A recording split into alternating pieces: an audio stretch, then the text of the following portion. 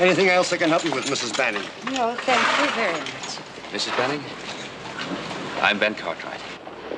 Mr. Cartwright, how good of you to extend your hospitality to a poor, sick stranger. Well, really, the wife of Horace Banning is hardly a stranger.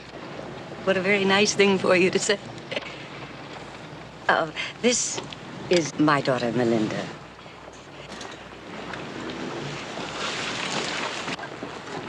Coachman, it's been a delightful experience. Thank you, ma'am. Might I suggest that in the future, you try to keep your carriage a little bit cleaner? Yes, ma'am. Mrs. Banning, my buckboard is right over there. I hope you won't find that one too dusty. Oh, I feel sure that your conveyance will be more than satisfactory, Mr. Cartwright. Come along, Melinda.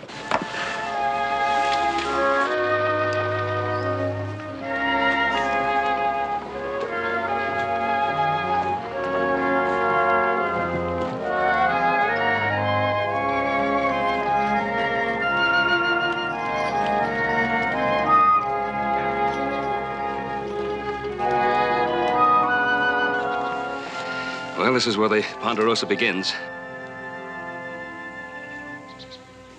Why, this is the domain of an emperor. Well, how do you like it, Melinda? It's so different from home. It's like being in another world. Well, we want you both to feel that this is your home, and we want you both to stay as long as you possibly can, or at least as long as Horace can bear to be without you. Well, you do make us feel most welcome, Benjamin. I wish Daddy were here. So do I, darling. So do I. It is too bad that he couldn't have come up with us. But publishing a daily newspaper is quite a job. You know, it must be about 25 years since I've seen Horace. But even in those days, I knew he'd be a success. Mm-hmm.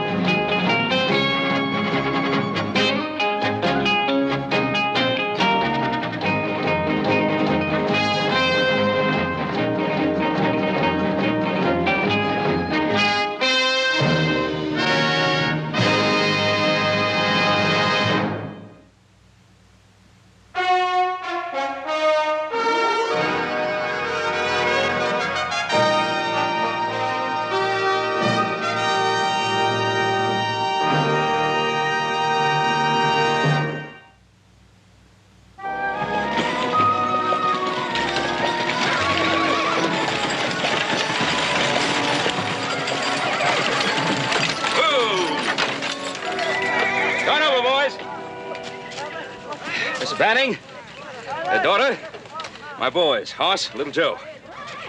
Well, how wonderful it is to meet both of you. My, they're striking specimens, Benjamin. Must be your fine Ponderosa air here.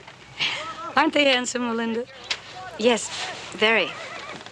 Oh, thank you very much, ma'am. Welcome to the Ponderosa. We heard you was coming, Miss Banning. Paul told us you're in kind of bad health. Hope the Ponderosa and your stay here will make you feel better. Well, thank you very much, Hoss. It's nothing serious, really. I'm just overtired. I want to see the horses. Come with me.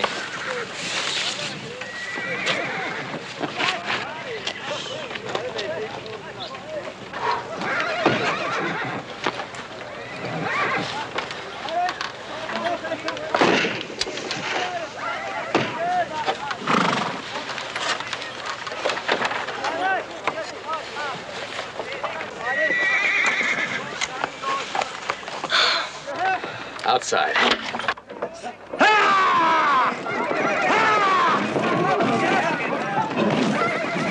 I read about that once. I never dreamed I'd ever see a bucking bronco.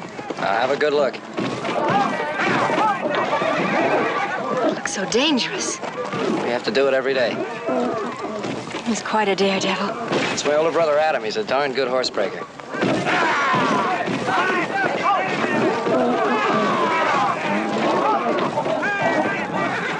horse looks like it's half wild. I think it was all wild once. It's hard to think of horses as being wild. Where I come from, they're all so gentle.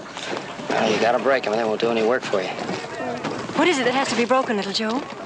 It's just the wildness that's in them.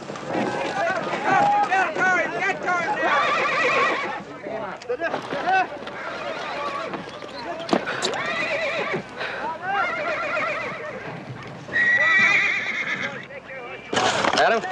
Well, this is my brother, Adam. Adam, this is our guest, Melinda Banning. Morning, Melinda. Welcome to the Ponderosa. I'm afraid we're gonna have to excuse him for a minute. It's time for you to go to work, buddy. They got a little old horse over there all ready for you. Whoa. You stay right here. I'll be back.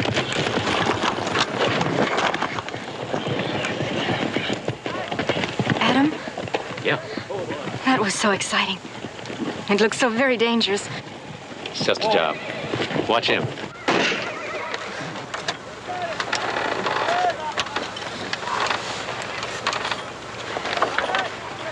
All right, turn him out!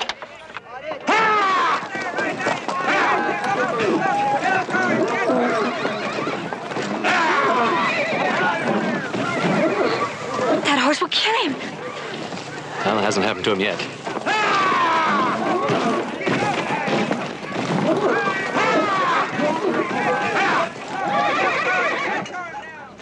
It stopped bucking now. Does that mean he's broken?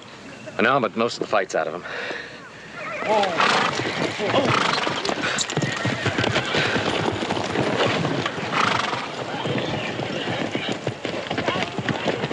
Great, Joe.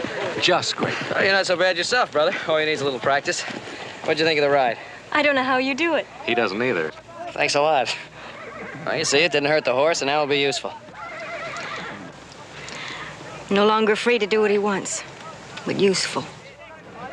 Melinda, come along.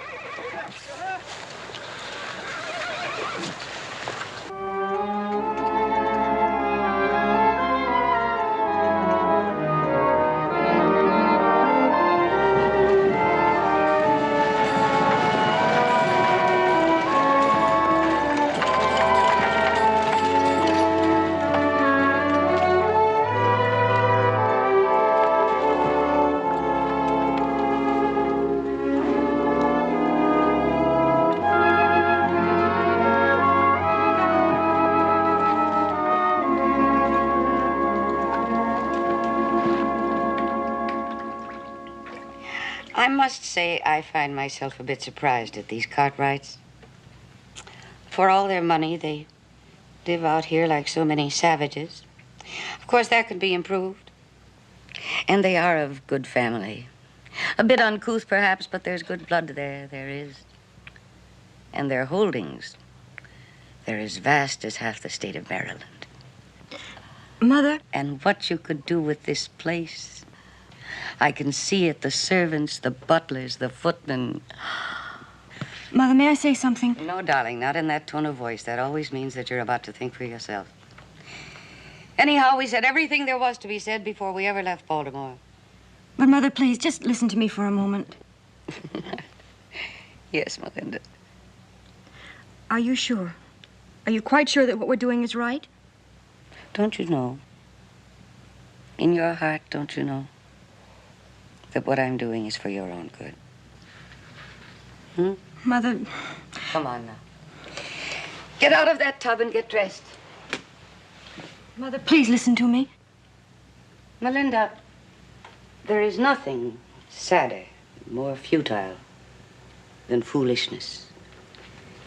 And you, my poor darling, seem to have been blessed with more than your portion, thanks to your father. But you're lucky, because to compensate, you have beauty. Beauty that was wasted in Baltimore, thanks to the way we had to live due to your father's continuous failures.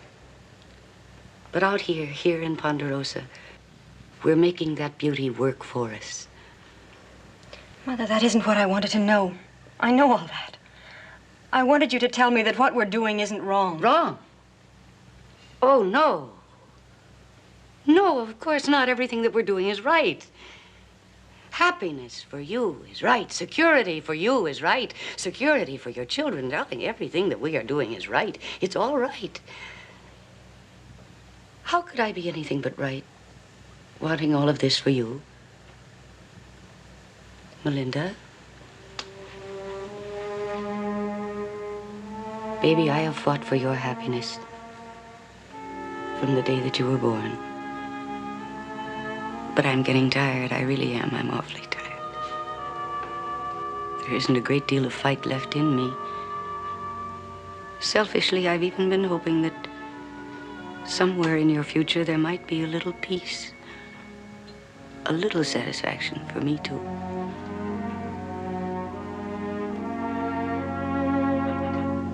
No, don't cry. You'll ruin those wonderful eyes. You are a lovely girl. I merely want someone to appreciate that. Come on, let's get dressed.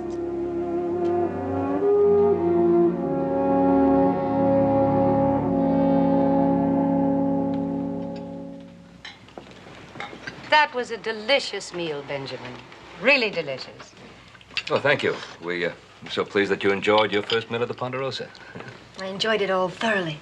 Miss Melinda, you ain't tasted nothing yet till you taste some of Hop Sing's Hong Kong mulligan. Of course, Baltimore is noted for its food, especially seafood. We catch some pretty fine trout around here, too. Chincoteague oysters lying on a bed of glistening ice, and lobsters, first broiled and then served in melted butter. And our home, brilliantly lit with hundreds of candles in crystal chandeliers, and in one part of the room, a small orchestra playing gently and softly. Very often, the music by that gifted young Polish composer, Mr. Chopin. And the servants, one behind each place, in the white uniforms, the white cotton gloves, the white stockings. And inevitably, the governor is the first one to arrive. He's always so prompt. But then he has great respect for my husband and Horace. Poor dear, dear Horace. How he fusses about the social life I impose upon him. But I think deep down he enjoys it just as much as I do. I'm afraid he'd be rather disappointed in our primitive way of life out here. Oh, no, not at all. You're wrong about that. Horace is a great out-of-doors man. You'd all like him so much. Why, do you know, his idea of a banquet is a hunt breakfast after an early morning exciting ride to the hounds. He has his own stables. Most of them are thoroughbreds. I feel a little faint. I need some air. I think it was all the traveling today. Oh, no, gentlemen, please sit down. Melinda's given to these momentary spells. Poor darling, she's been so delicately born and so delicately bred. I think I better see that she's all right. Excuse me.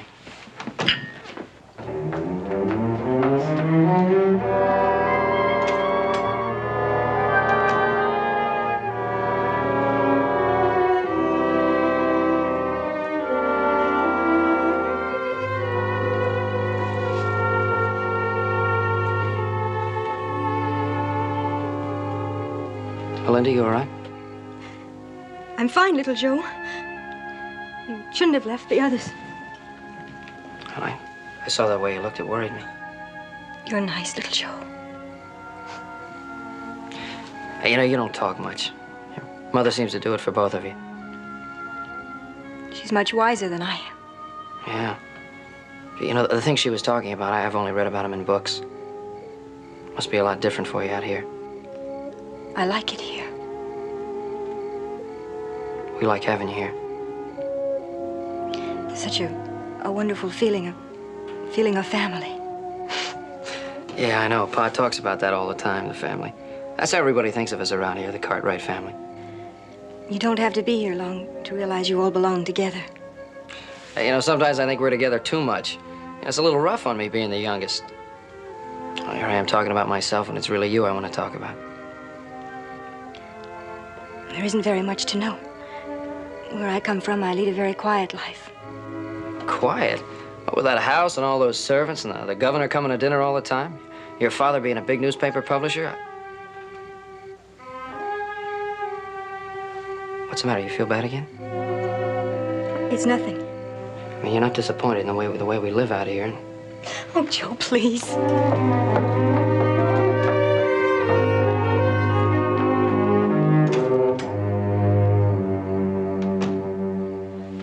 I can't stand these terrible lies anymore. Your awful stories about parties and servants and hunt breakfasts. Until I conceived this idea of bringing you out here, you were irrevocably committed to the kind of life I've had. And nobody knows better than you what that's been. But here, out here, I've created a new image for you. You have glamour and distinction and mystery. And you mustn't do anything to alter that, darling. Not until after you and Joseph are married. Then it won't matter. Why must it be little Joe? Because Horst doesn't feel that way about you. And Adam is far too cunning. I watched him at dinner tonight. He'd be too difficult to control. Suppose I don't love little Joe. That doesn't matter. Marriage is a contract. No contract can be executed under the influence of emotion. I suppose you're right. Of course I'm right. You'll have a perfect marriage with Joseph. You'll be able to twist him around your little finger. Just think. You'll have everything your own way. Just think how happy you will be. You've been twisting my father around your little finger for 25 years. Has it made you happy? Who in the whole world could be happy with your father? For you, Melinda, it's going to be different. So different. And I ask you with all my heart to believe me when I say everything I'm doing, I am doing for you.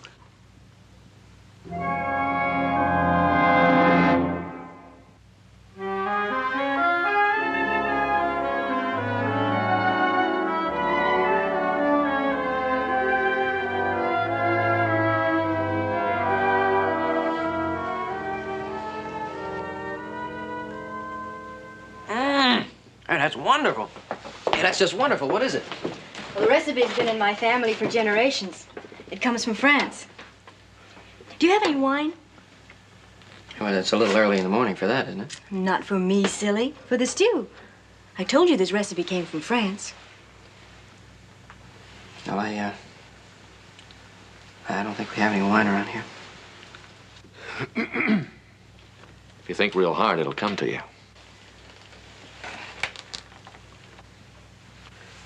It's in the pantry. Oh, yeah, the pantry. Yeah, for the minister, I forgot. I knew it would come to you. Well, I'll get it.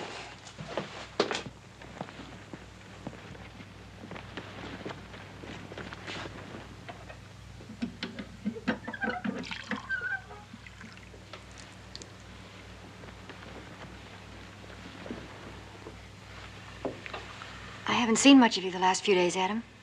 You haven't seen much of anybody except Joe. I've missed you. I'll bet you have. No, Adam, believe me.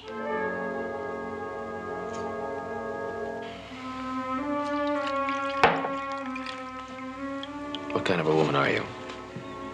First it's Joe, then the minute his back is turned, it's me. Adam, if you just let me explain, Adam. Yes, Melinda? I was going to ask you if you'd like to taste some of the beef stew. No, I'd rather be surprised. He's gonna be surprised, all right. Wine and beef stew. What are the Frenchmen gonna think of next?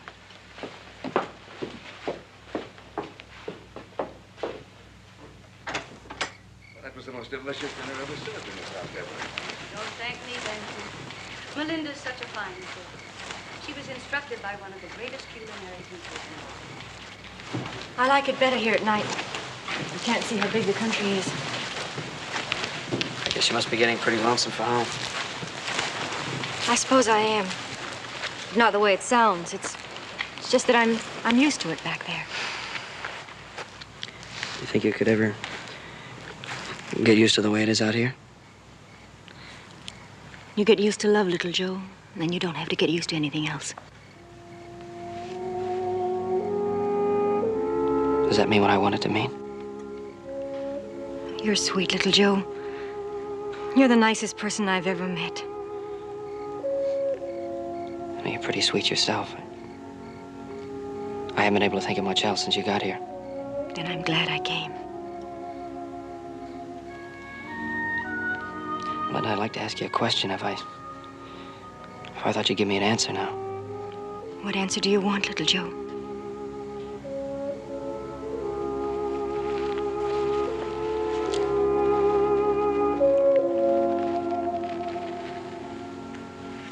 You answered me. Yes, little Joe.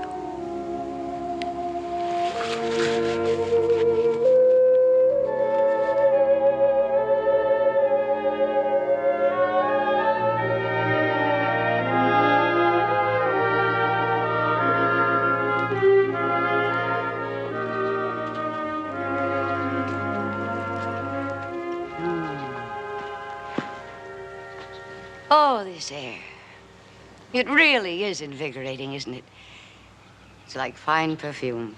Mother, the men may not like it, bothering them while they work. Joseph asked you to come, did he not? Yes, Mother. Men adore women who show an interest in their work. It makes them so proud of their little achievements. Mother, there's something I must tell you. Please, Melinda, I have ordered you not to think. Benjamin. Well, I got these side saddles. I hope they're what you're used to. Benjamin, you don't think the boys would mind if we looked in on their work for a while, do you? Mind? Why, not at all. As a matter of fact, I think you'd find the work we do in the Ponderosa very interesting. Now, you won't forget where they are. They're just over that next rise. Shall I help you up? Oh, would you please? Oh, boy.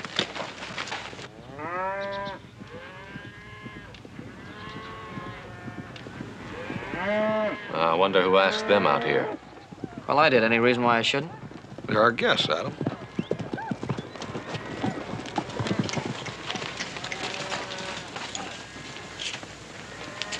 All right, Melinda, you have a good ride? Howdy, ma'am. You enjoy yourself? I should say we did. Thank you so much. Oh, there we are. That was just fine, just fine. Well, are you cooking? No, ma'am, we're not. You don't seem very glad to see us, Adam. No, I was just thinking about your comfort. This might be a little rough on you. Thank you very much, Adam. But you'll find that Melinda can accustom herself to anything that happens on a ranch. Sure. Oh, let's get the cab, will you? Joe, get some more wood. Right, Adam. Excuse me.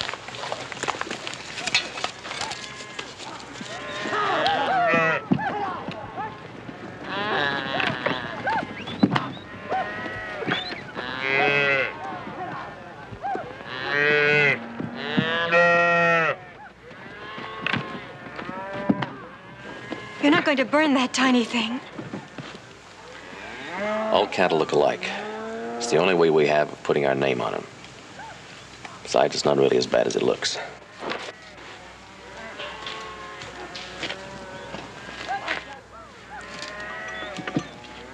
You got it?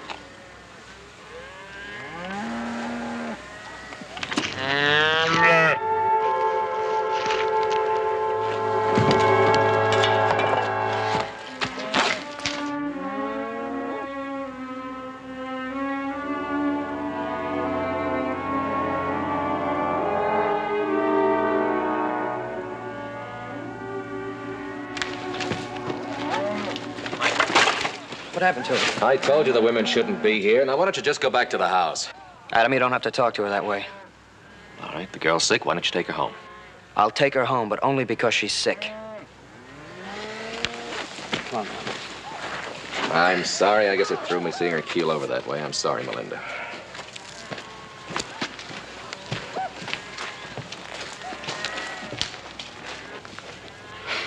Looks like little Joe's sort of stuck on that gal, don't it? Yeah. Now, let's get back to work. Yeah. Just remember, we all got to live here together, Adam. Yeah. Get out of the cab, will you? All right.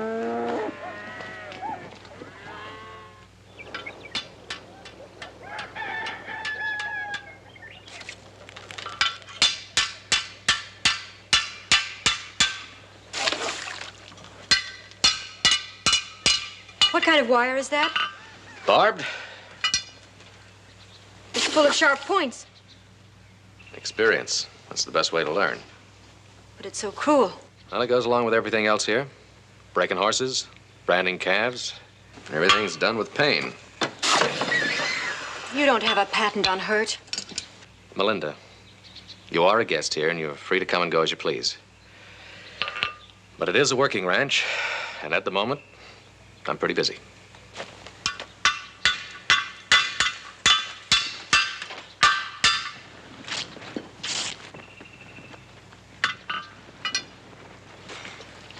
Leave me alone. Get away from me. I don't need your help. Looks like you do. There you are.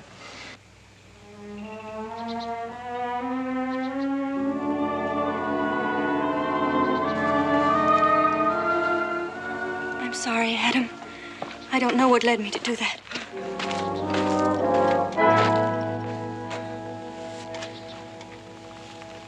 Adam, what are you doing? Nothing, Joe, nothing. What do you mean you're doing nothing? Oh, come on. Joe, what do you mean, wait a minute? That's the girl I'm gonna marry. Gonna marry? It happened last night. I wanted to tell you when we were all together. Oh, wait a minute. Now, didn't this happen awful sudden like? I mean, well, Joe, are you sure you love her? More than anything in the world.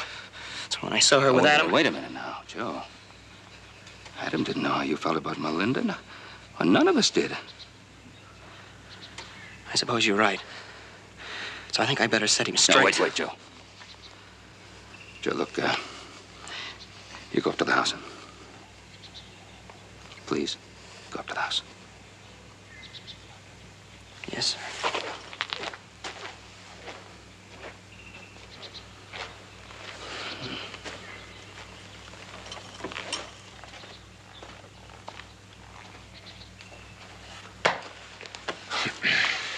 Well, what happened? Nothing. She got her dress tangled in the wire, and I helped her, that's all. Did you know that Joe wants to marry her? You're kidding. No, he just told me. When did all this happen? Well, evidently last night. Well, it can never be. She's not in love with him. What do you mean? She's not in love with him. Look, Adam. Do you have any feeling for this girl yourself? No, but that's not the point. What is the point? The point is, she kissed me. She kissed me, but she's marrying him. Oh, this is developing into some situation. Well, that's for sure. Look, I think it might be a good idea if I got away for a couple of days. Go down to Tucson, maybe look at that new strain of beef, huh? That might be a good idea. Aren't if they cost? Yeah, sure. Pop. What's going to happen if Joe marries her and then finds out that she doesn't love him?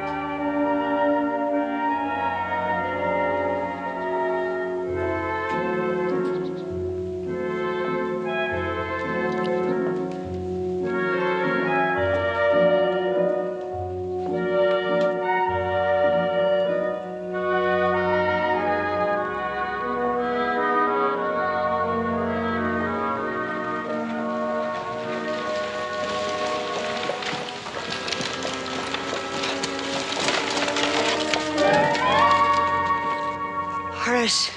Surprise, Deborah, surprise. What in heaven's name are you doing here?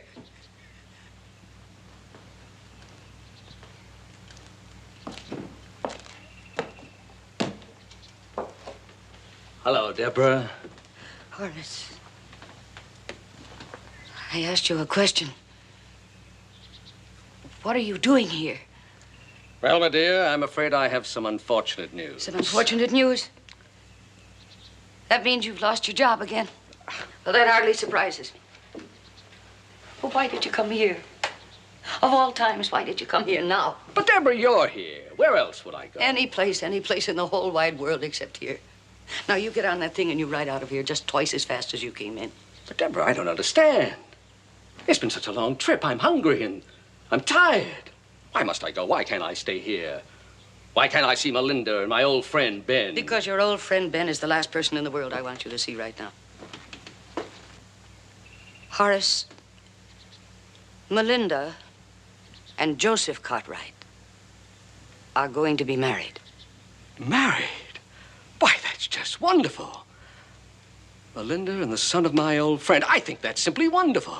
Why, it looks like I got here just at the right time. Horace, I have worked for weeks in time and in effort to bring this marriage about. And now you come along unexpectedly and spoil everything. Spoil everything? How could I do that? Why would I do anything to hurt Melinda? I'm her father. You are not Melinda's father. Not a father? You are not the father I have described to Ben Cartwright. But Ben knows me. He knows I'm her father. Ben Cartwright thinks Melinda's father is a successful businessman. He thinks we have lived in grace and splendor. He thinks she has known culture and wealth. I don't know why you made up all those lies, but I know Ben Cartwright. And I know that whether Melinda had money or not wouldn't mean a thing to him if his son loved her. You fool. You dull, thick-headed, idiotic fool. All your life, you've been avoiding reality. Deborah, I don't think that's fair. Well, this is one reality you're not going to avoid. You have always been a detriment to your daughter. Deborah. And now you are a threat to her future. If, as you say, you love her, if you really love her, you will get out of here. Don't bring her future happiness crashing down around her head.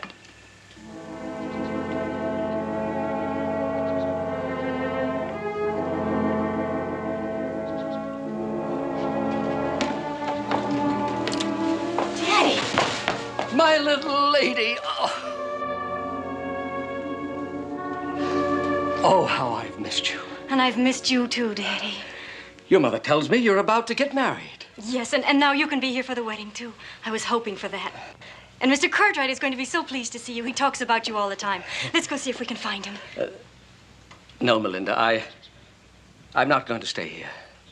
You're not going to stay, but where are you going? You just got here. Your mother, she thinks, well, it's better that I go away again. You know, Ben thinks I'm a successful, well, all he needs is one look at me and... Yes, I see. Your mother's right, you know. Oh, yes, she's right.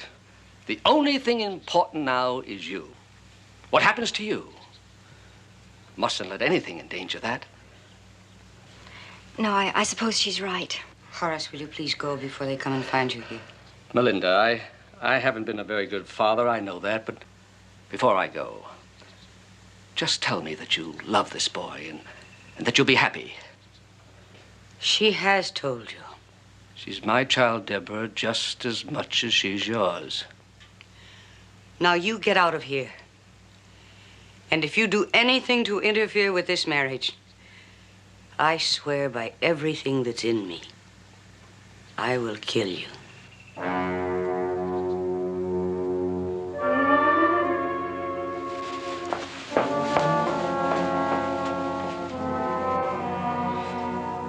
At this moment, Deborah, that might be an act of grace.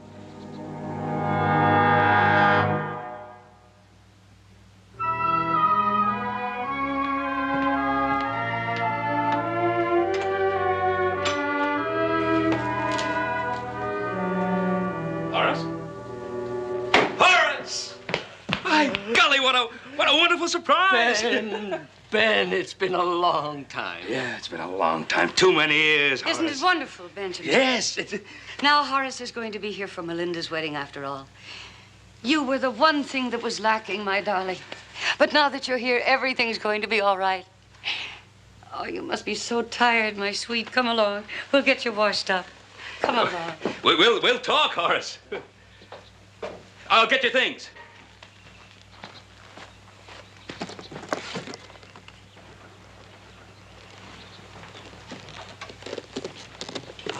Oh, Joe, did you see Melinda's father? I'll tell you, it was the most wonderful surprise when I... Oh, what is it, Joe? It's Melinda. Oh, say, what was troubling her? I don't know. She was crying. She said it was all the excitement about seeing her father. Well, of course it was. I guess it was. I'm probably just imagining things. Well, what else could it have been? I don't know, just a feeling I have. I love her so much, Pa. You do? She's so beautiful. Well, you've been around pretty girls before. Yeah, but it's not just that. It's everything about her, the way she talks, the clothes she wears, where she comes from. I've just never known a girl like her before. That's why I worry sometimes. I wonder if she can be happy out here. She's so used to the way it was back there. Of course she will be. Then I see her cry. I guess I get a little scared.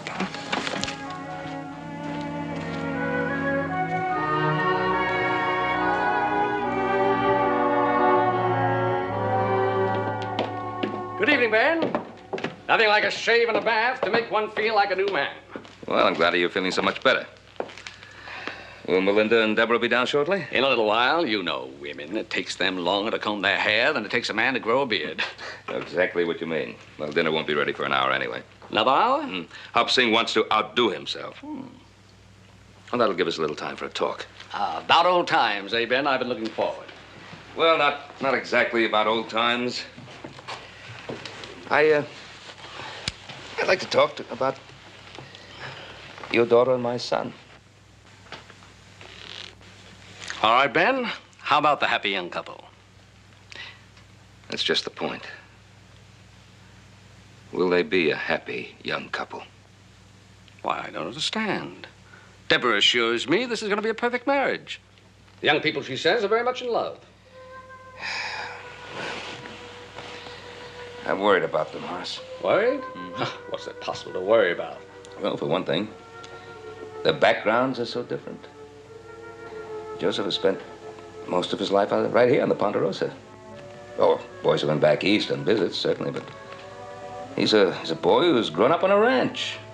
While Melinda, well, you know her background better than I do, Horace. You know, cultural pursuits, the elaborate social life, the elegance of your home. Now, Ben, I don't think that's important.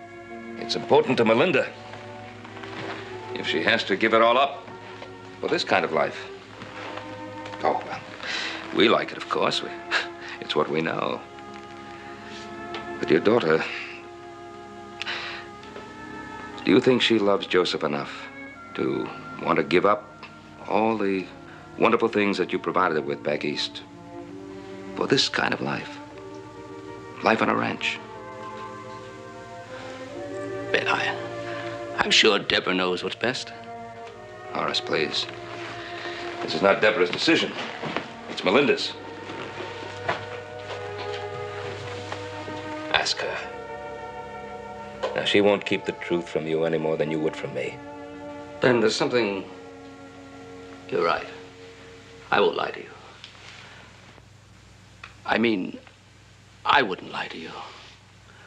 But lies have been told you about me and my success and Melinda and her background. Well? None of it. None of it's true. Nothing is further from the truth. I don't even have a job. Deborah concocted the whole elaborate scheme.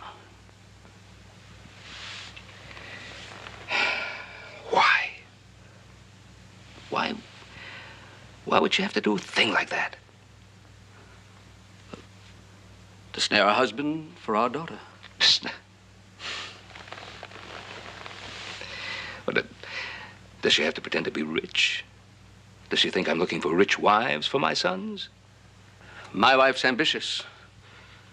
I guess she's had to be with a failure for her husband. What she did was wrong, Ben. Very wrong.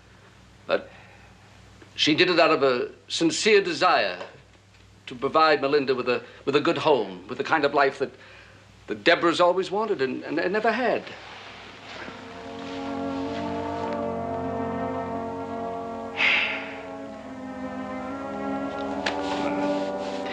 That's not the question now, is it? The important thing is, does Melinda love Joseph? Or would she marry him for money, for a share of the Ponderosa, the comforts that could be provided her? I honestly don't know, Ben. All her life, Deborah's been telling her what to like, what to think, what to do.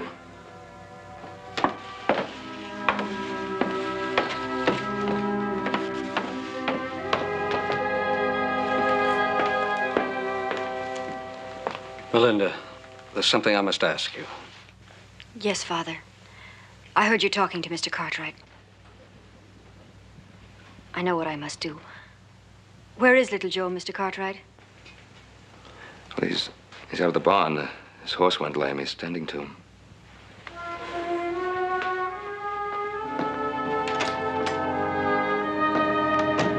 She's a fine girl, Horace. I'm glad you're both so honest. I'm glad we both finally found the courage. Be kind of rough for them out there. Yes, but it would be better than a lifetime of unhappiness. I'll tell Deborah. We'll be leaving for Baltimore in the morning, Ben. Horace, there's no need for you to go back to Baltimore if you don't want to. I have a friend who's a publisher in San Francisco. Could be a fresh start for you. You could use a good man. I'm sorry, Joe. Not only for what my mother and I tried to do, but that we didn't fall in love. I fell in love. No, at least not with me. You fell in love with something my mother created. You can't stay in love with something that never existed. Everything's ready, Mr. Banning. Daddy, Mother? I don't know. She's in there with Ben. I'm not sorry for what I did. Not one iota. Well, I can understand that, Deborah. You, with all your money and your empire of the Ponderosa, how could you understand? I didn't inherit the Ponderosa. I worked to build it. But you've never known what it's like to be really poor. To scrimp and pinch and sacrifice. To feel ashamed, humiliated, and even angry at poverty. And to swear by all that's holy that the same thing won't happen to your daughter. Deborah, to want the best for your child, to fight for it, that's a fine thing. But to force her into your idea of her future, that's wrong. Wrong. Wrong for me to want the security and peace of a marriage for my daughter. Money can't guarantee that. Only love. Love. Horace and I married for love. Now look at us. I am looking. And I see a lovely young girl who loves her mother so much that she tries to obey her even though it almost breaks her heart. And I see a husband who loves his wife still in spite of the indignities and humiliations she heaps on him. I see two people who love you, and they're waiting for you outside. I wrote a friend of mine, a publisher in San Francisco. I'm almost certain he'll give Horace a job. It'll be a fresh start for all of you. Go with them.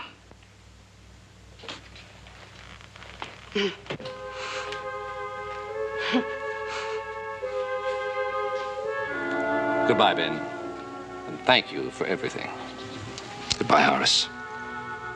Good luck. Goodbye, Melinda. Goodbye, Mr. Cartwright, and thank you.